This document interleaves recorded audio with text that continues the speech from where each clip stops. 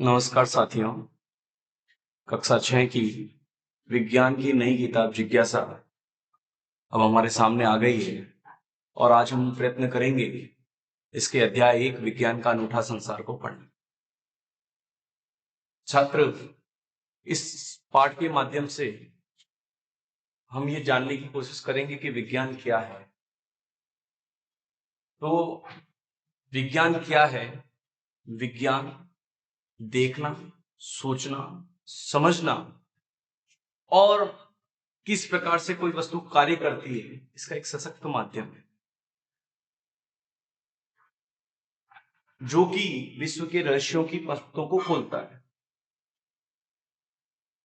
यदि मैं आपको कहूं कि आपके घर में एक इलेक्ट्रिशियन आता है, वो किसी बल्ब को नहीं चल रहा है, इसको चेक करना चाहता है, तो वो सबसे पहले उसके बाद उसको देखेगा, देखने के बाद में सोचेगा, देखने के बाद में विचार करेगा, सोचेगा, देखेगा, देखता है, देखने के बाद सोचता है कि इसमें क्या प्रॉब्लम हुई। तो वो सोचता है, हो सकता है कि बल्ब के अंदर जो फिलामेंट लगता है वो खराब हो गया, हो सकता है कहीं वायरिंग में प्रॉब्लम आ गई, तारों में प्रॉब्लम आ गई, और हो सकता है स्विच, जिसको हम हिंदी में कुंजी कहते हैं, उसमें कहीं कोई ना कोई प्रॉब्लम। तो जब वो सोचेगा और सोचने के बाद कुछ समझ डेवलप होगी, है ना, कुछ समझ का विकास होगा, है ना, कहीं उसके सुझाव आएंगे उसके मन में कि ये खराब हो सकता है, ये खराब हो सकता है। तब अगर वो बल्ब चेंज करता है तो उसे मालूम होता है कि हाँ, बल्ब खराब था तो बल्ब चेंज हो गया। पर बल्ब चेंज करने के बाद में भी अगर बल्ब नहीं चल रहा है तो वो स्विच को बदल के देखेगा या तार को बदल के देखेगा।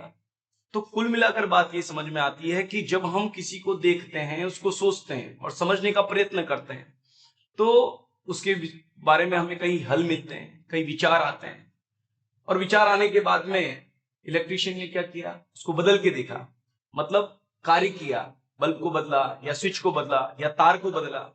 और जब ये बदलने पर उसके सामने ये रहस्य उजागर किया, जब वो जितने भी हल हो सकते थे सबको खोजेगा तो उसे सही हल मिलेगा, या तो बल्ब खराब था या स्विच खराब था या तारों में गड़बड़ थी, है ना। तो इस तरह से हम कह सकते हैं कि विज्ञान जो है वो देखने, सोचने, समझने व कार्य करने, जब देखेगा, सोचेगा, समझेगा, तब उसके सामने जो हल होंगे, जो क्रिया उसको करनी है, उनमें से किस क्रिया को करेगा तो कार्य करने का एक सशक्त माध्यम है। और ये कई रहस्यों की परतों को खोलता है। जैसे एक रहस्य खोला कि नहीं, बल्ब खराब नहीं था, तार में हो सकता है खराबी हो, फिर तार को बदल के देखा, नहीं, तार खराब नहीं था, स्विच में प्रॉब्लम थी। तो हम कह सकते हैं ये रहस्य की परतें खुलती गई और धीरे धीरे उसे मालूम हुआ कि नहीं, मान लीजिए स्विच ही खराब था, तो उसने स्विच को बदल दिया। तो सबसे पहले अगर हम कहेंगे, एक प्रश्न उठता है कि विज्ञान विज्ञान क्या है, विज्ञान क्या है। तो छात्रों, इसका उत्तर यहां में मिल जाएगा कि विज्ञान देखने, सोचने, समझने और कार्य करने का एक सशक्त माध्यम है। विज्ञान देखने, सोचने, समझने का एक सशक्त और कार्य करने का एक सशक्त माध्यम है। इसके बाद छात्रों, हमारी किताब का नाम क्या है? मतलब हमारी किताब का नाम है जिज्ञासा।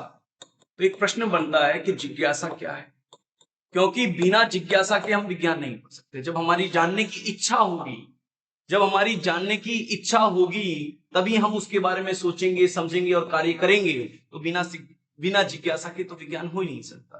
तो हमें जिज्ञासा, जो हमारे किताब का शीर्षक है, इसके बारे में मालूम होना चाहिए। तो जिज्ञासा का मतलब होता है, जिज्ञासा का मतलब होता है जानने की इच्छा, जानने की इच्छा, जागने की इच्छा ही जिज्ञासा है। तो हम लोगों ने ये पढ़ा कि जानने की इच्छा को ही जिज्ञासा कहते हैं। तो छात्रों, अब कभी भी हम किसी भी चीज के बारे में अध्ययन करें, चाहे रात्रि में बैठकर तारों की तरफ देखें, तो उनके बारे में जानने की इच्छा होनी चाहिए।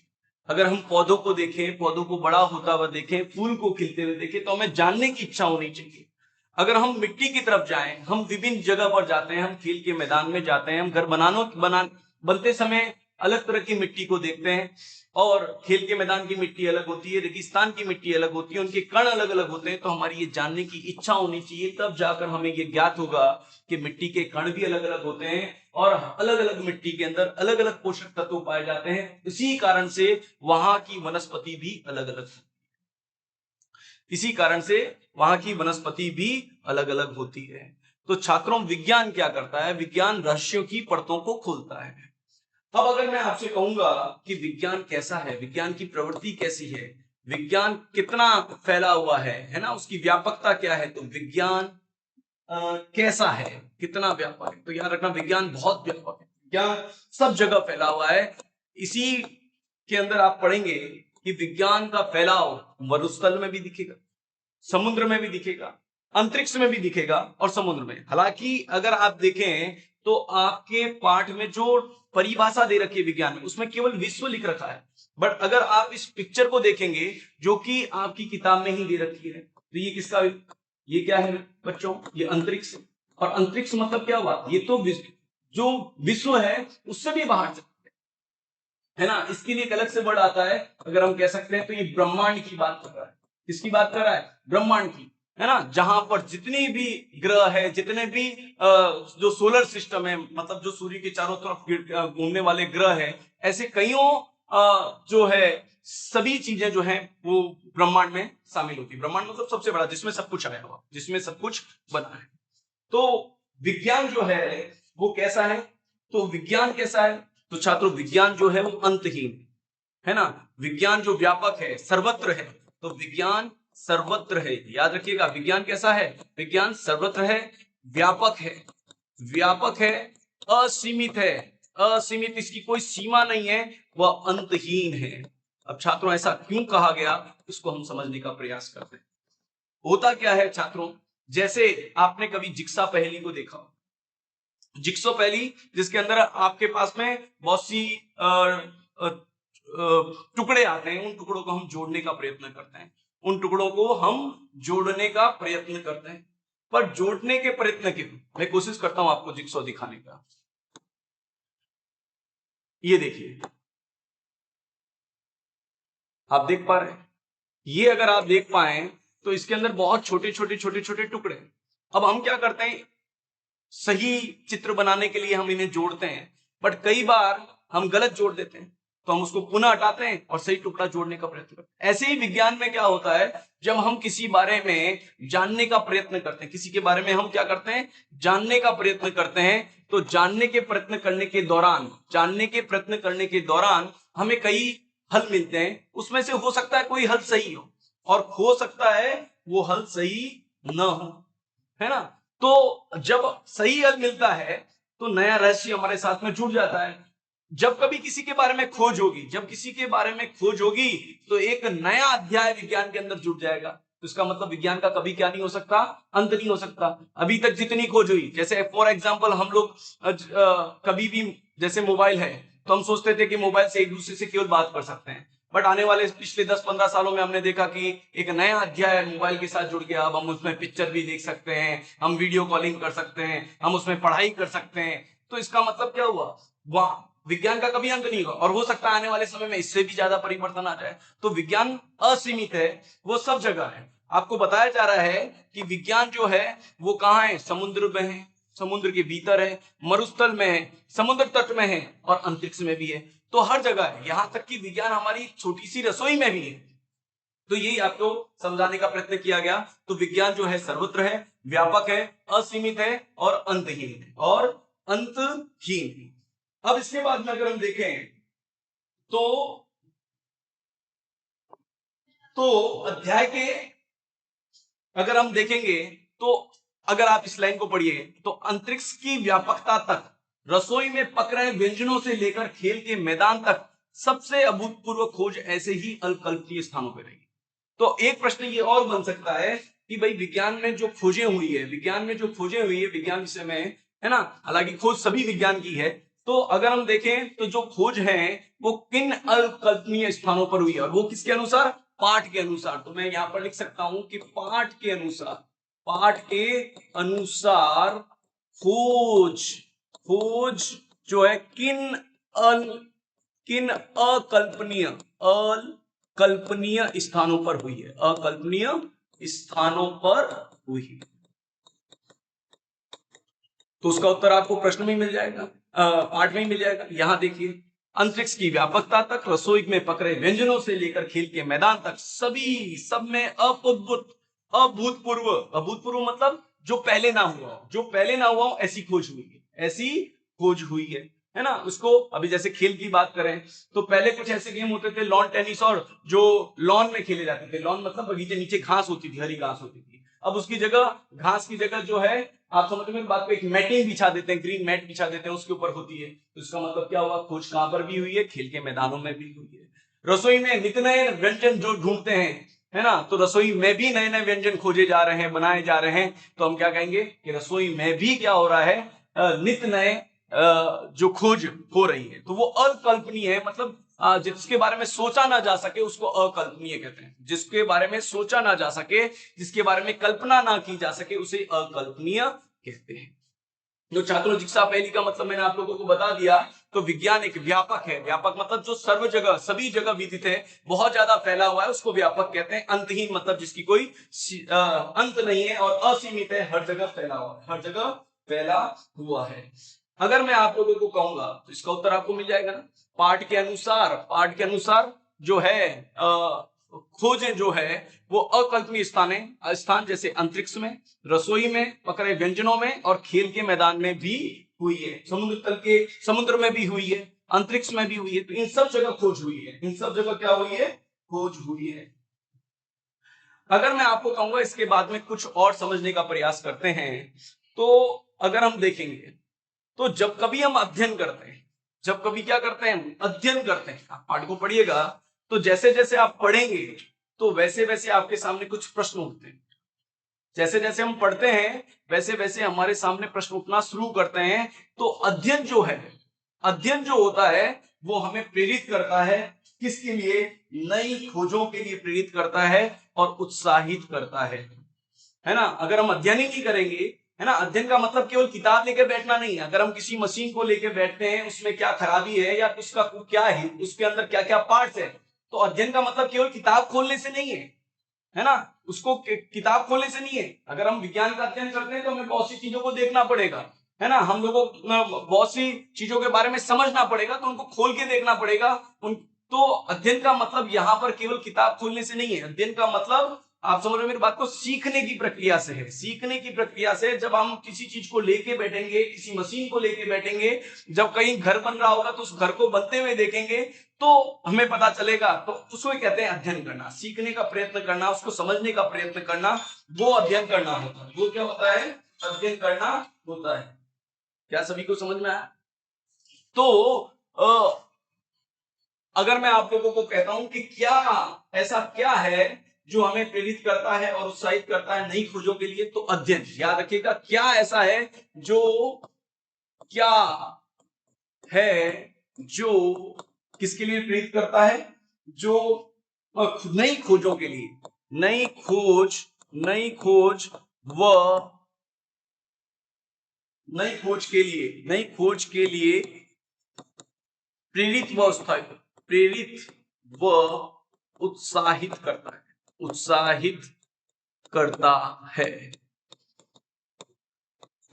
तो इसका उत्तर क्या होगा, कौन, अध्ययन। अगर हम अध्ययन ही नहीं करेंगे, अगर हम क्या नहीं करेंगे, अध्ययन ही नहीं करेंगे, तो हम प्रेरित भी नहीं होंगे कि इसमें क्या क्या है, क्या क्या नहीं है, और नहीं उसके बारे में उत्साहित रहेंगे। नहीं तो कोई चीज नहीं हमें दिखती है तो हम उसके प्रति क्या हो जाते हैं बेटा, उत्साहित हो जाते हैं। क्या हो जाते हैं, उत्साहित हो जाते हैं। तो हमारे पास में 5 प्रश्न बन गए हैं, ठीक है ना। आगे अगर हम देखें तो फिर आगे बढ़ते हैं। अब देखो आपको क्या दे रखा है, अगर आप देखेंगे तो यहां पर आपको एक ईली दिखाई दे रही है, सभी को दिखाई दे रही है। ये क्या है, इसे ईली कहते हैं, है ना। और देखो इसे कैटरपिलर भी कहते हैं। इसे क्या कहते हैं, कैटरपिलर भी कहते हैं। तो क्या आपको मालूम है, यही आगे जाकर बटरफ्लाई बन जाती है, यही आगे जाकर क्या बन जाती है, बटरफ्लाई, जिसको आप लोग तितली कहते हैं। क्या कहते हैं, तितली कहते हैं।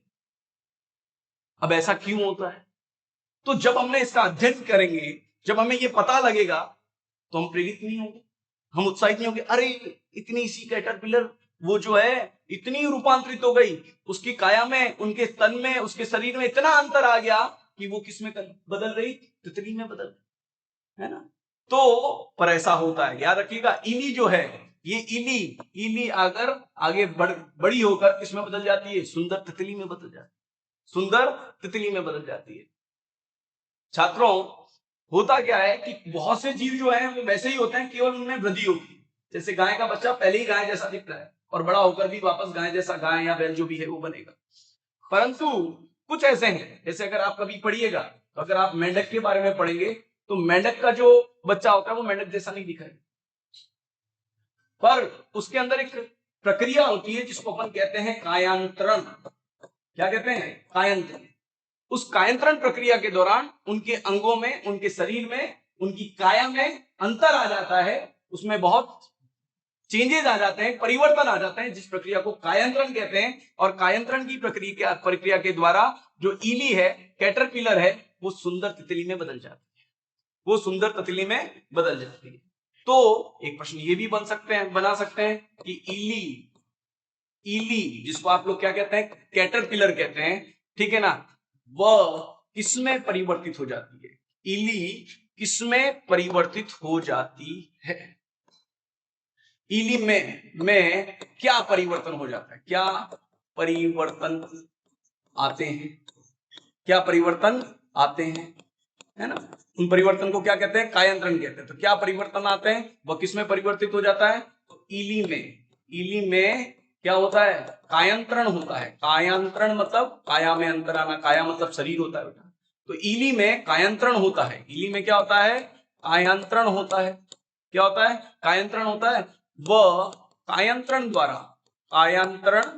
द्वारा जो है इली किसमें कन्वर्ट हो जाती है, इली तितली का, सुंदर तितली का क्या ले लेती है, तितली का रूप ले लेती है, तितली का रूप ले लेती है, तितली का रूप ले लेती है। ऐसे ही अगर आप और आगे बढ़िएगा तो आप पाएंगे, देखो हमें हमारे साथ में क्या दे रखा है, हमें दे रखा है कि आप जब भोजन करते हैं, क्या करते हैं बच्चों, भोजन करते हैं। भोजन की आवश्यकता क्यों होती है, तो आप सभी को मालूम होना चाहिए, अगर हम भोजन नहीं करेंगे ना तो हमारे शरीर का विकास अवरुद्ध हो जाएगा, हमारा शरीर का बराबर विकास हो जाएगा। तो इसीलिए है ना, हम सभी चीज, हम छोटे बच्चे होते हैं, दूध पीना बहुत आवश्यक है, दूध पीते हैं, दूध से प्रोटीन मिलता है, प्रोटीन हमारे शरीर का विकास करता है ना। हमें ऊर्जा की आवश्यकता होती है, हम दिन भर खेलते कूदते पढ़ते हैं, है ना, तो हमें ऊर्जा की आवश्यकता होती है। ऊर्जा हमें जो है, जैसे गेहूं है, चावल है, जिनमें कार्बोहाइड्रेट होता है, उससे मिलता है। यही अगर जो हम तेल का प्रयोग करते हैं उससे हमें वसा मिलती है, जिसको फैट कहते हैं। तो ये जो है वो पोषक तत्व कहलाते हैं, ये सब क्या कहलाते हैं, पोषक तत्व। और इन पोषक तत्वों से हमारे शरीर का क्या होता है, विकास होता है, हमारे शरीर का क्या होता है, विकास। तो देखो, शरीर की वृद्धि, विकास के लिए हमें भोजन की आवश्यकता होती है। तो एक प्रश्न और बन जाता है कि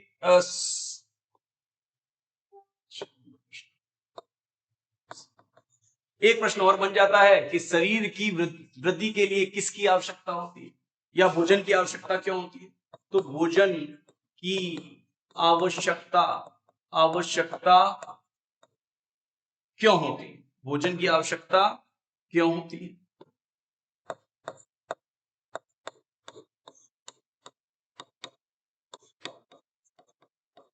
इसका उत्तर हो जाएगा शरीर के वृद्धि, शरीर के वृद्धि व विकास के लिए किसकी आवश्यकता होती है, भोजन की आवश्यकता होती है, भोजन की आवश्यकता होती है, भोजन की आवश्यकता होती है।